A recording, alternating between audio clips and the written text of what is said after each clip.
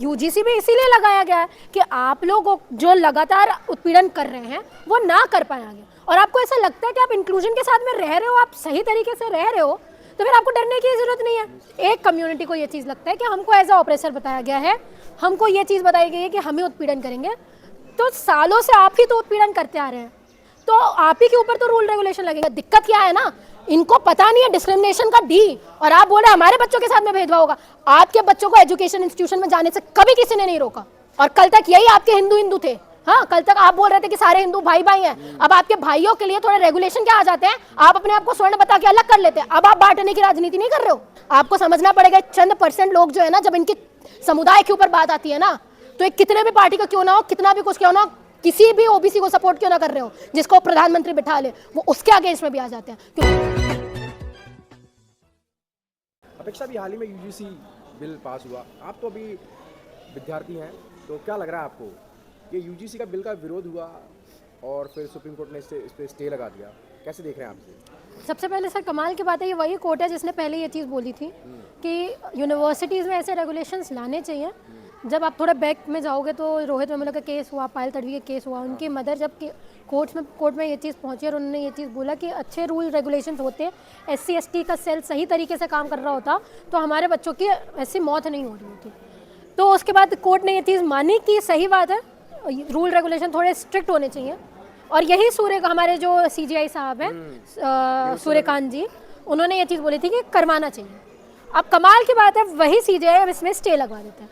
क्यों? क्योंकि कुछ एक कम्युनिटी को ये चीज़ लगता है कि हमको एज अ ऑपरेसर बताया गया है, हमको ये चीज़ बताई गई है कि हमें उत्पीड़न करेंगे, तो सालों से आप ही तो उत्पीड़न करते आ रहे हैं, तो आप ही के ऊपर तो रूल रेगुलेशन लगेंगे। देश का कॉन्स्टिट्यूशन लॉ सर होता ही है रूल रेगुलेशन के लिए, उससे रहना पड़ता है सबको डर से। आप क्या ये चीज़ बोलते हैं कि संविधान का ये लॉ है कि कोई क्राइम करेगा तो उसको जेल में डाल दिया जाएगा, और कोई एक समुदाय बाहर निकले, हाँ, जो क्राइम करता हो, कि आपने हम क्राइम कर रहे हैं, आपको ऐसा नहीं करना चाहिए, ये रूल रेगुलेशन नहीं लगाने चाहिए, हमारे समाज में दहशत का माहौल है।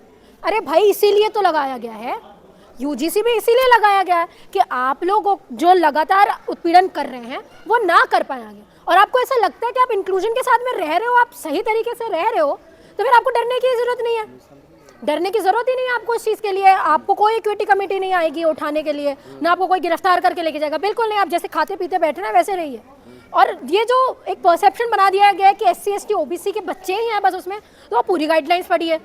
SC ST OBC माइनॉरिटी है ना, और उसके बाद फाइनेंशियल सेंसिबल लोग जो EWS के हैं 10%, मेरे चाचा मामा नहीं लगते हैं, है ना। EWS की कैटेगरी में 10% ब्राह्मण समाज के लोग हैं। उसके बाद विमेंस में ब्राह्मण विमेंस भी हैं, अगर उनके साथ में कोई ऑपरेशन करता है लड़का, चाहे वो SC का क्यों ना हो, ST का क्यों ना हो, OBC का क्यों ना हो। और उससे आप परे भी देखो तो रीजन बेस्ड डिस्क्रिमिनेशन जो होते हैं, लैंग्वेज बेस्ड डिस्क्रिमिनेशन जो होते हैं, कम्युनिटी बेस्ड डिस्क्रिमिनेशन जो होते हैं, जितने भी तरीके के डिस्क्रिमिनेशन अगर यूनिवर्सिटीज में हो रहे हैं, उसके ऊपर ये यूजीसी का बिल आया। आपने ऐसा बता दिया कि सिर्फ स्वर्णों के विरोध में क्यों EWS के आपके लोग नहीं है, महिलाएं जो ब्राह्मण महिलाएं विमेंस में आती है, क्या वो लोग नहीं है?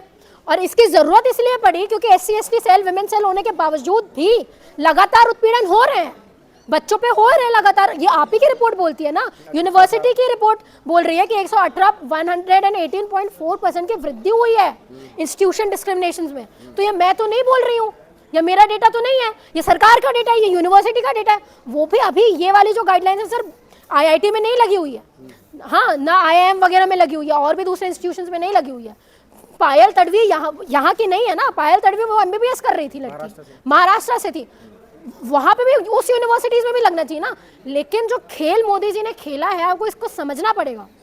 एक तो वर्ड्स का चयन अच्छे से ना करना यूजीसी केस में, आप प्रॉपर डिस्क्रिमिनेशन डिस्क्राइब कर देते तो ये चीज़ होती नहीं। एक चीज़, दूसरी चीज़, ये चीज़ डाल देना चाहिए था कि जो इस चीज़ का गलत इस्तेमाल करता है उसके ऊपर रेगुलेशन लगाए जाएंगे। वैसे तो ये होता ही है, अगर आपको नहीं पता कोई भी लॉ बनाया जाए उसमें ये चीज़ नहीं लिखी जाती कि इसका कोई दुरुपयोग करता है तो उसको क्या पनिशमेंट मिलेंगे, क्योंकि उसके लिए डिफेमेशन से केस होते हैं, है ना, उसके लिए IPC बिल्स होते हैं, इंडियन पेनल कोड जो आपके लिए दिए गए हैं। आपको लगता है ऐसा होगा तो आप तब कर सकते हैं। और ये जो चीज़ें हैं ना, ये यूनिवर्सिटी के अंदर होंगी, पुलिस इसमें आखिरी में आती है। 15 दिन का टाइम पीरियड दिया गया है कमिटी को कि आप इसमें संज्ञान लो, 15 दिन के अंदर अंदर जो चीज़ें हैं वो, और फिर नहीं सुलझते तो आखिरी में जाके कहीं पुलिस के पास जाएंगे।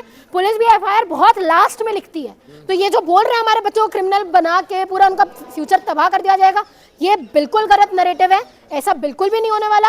और दूसरी चीज़, आपको इससे भी तकलीफ हो गई कि कमेटी में 10 लोगों के मेंबर्स में 4 लोगों को रिजर्व कर दिया गया, एक एससी, एक एसटी, एक ओबीसी और एक पीडब्ल्यूबीडी जो फाइनेंशियल, जो फिजिकली अनस्टेबल लोग हैं।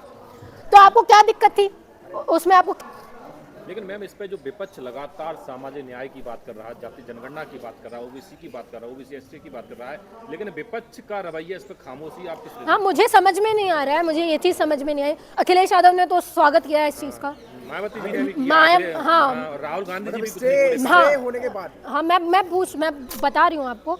राहुल गांधी जी, वैसे एनएसयूआई की तरफ से ये चीज़ आई है, क्योंकि मैं स्टूडेंट हूँ, तो हमारे दिल्ली यूनिवर्सिटी में एनएसयूआई एबीवीपी वगैरह होती है, तो एनएसयूआई कांग्रेस की ही ब्रांच है।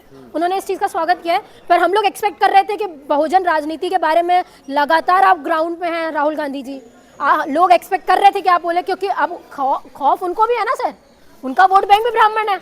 आप बोल दोगे तो ब्राह्मणों को नाराज कर दोगे, पर आपको ये चीज़ समझनी चाहिए, आपका वोट परसेंट आप जिसको टारगेट कर रहे हो वो 85% SC ST OBC के लोग हैं, है ना। ब्राह्मणों ने आपको वोट देना नहीं है, वो उनका वोट बैंक वो भी बीजेपी के पास में जा रहा है, जो लगातार जा रहा है। तो आप लोग किस चीज़ में खामोश रह जाते हैं, मुझे समझ में नहीं आता क्या प्रेशर है।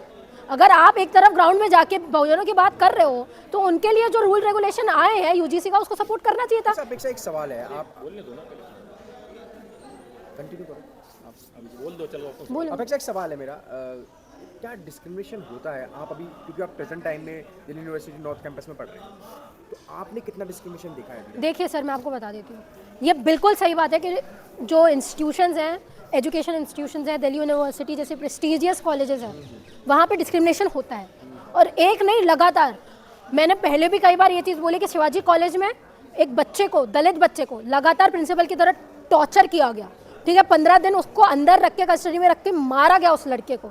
ये बात उठ के बाहर नहीं आई, एक बात। दूसरी बात, मैं अपने पर्सनल चीज़ बता देती हूँ आपको। मैं जिस कॉलेज में पढ़ती हूँ वो वुमेंस कॉलेज है, ठीक है।